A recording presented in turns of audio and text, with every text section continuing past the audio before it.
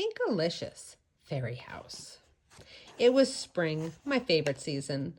I love how the sky looks like cotton candy at sunset. Every spring our garden comes alive with blossoms of every color.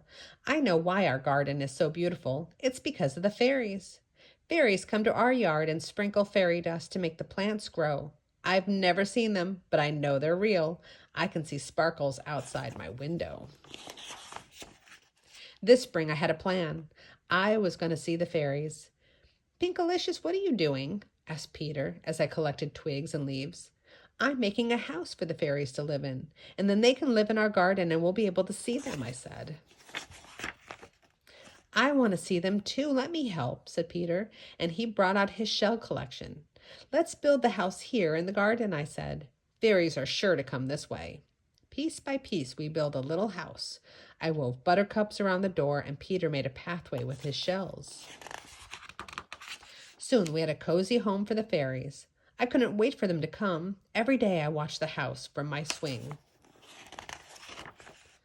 I made a pond, a boat, even a slide for the fairies to find. But the fairies didn't come. When Peter saw how sad I looked, he said, "Cheer up, the pink flower buds are blooming." But I wanted to see the fairies. Suddenly I had an idea. Maybe the fairies only come out at night. Maybe they only sprinkle fairy dust by moonlight. I told Mommy and Daddy that I wanted to do, and they let Peter and me camp out and keep watch for the fairies. That evening, Peter and I spread out our sleeping bags. I left the fairies a sweet snack of honeysuckle and blueberries.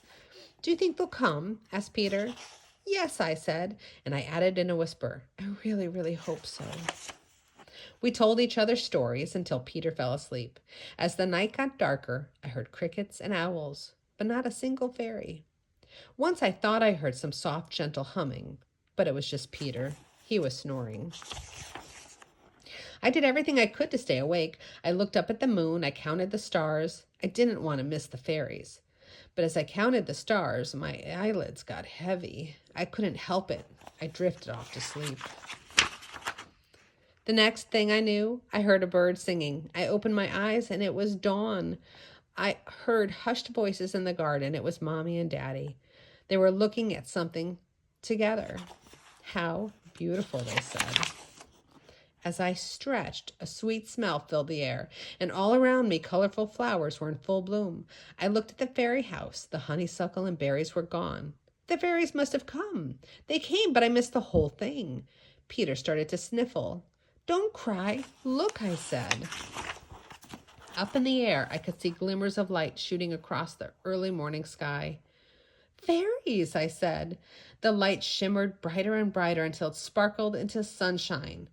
"Oh, I knew you were real," I said. My family and I watched the sun come up.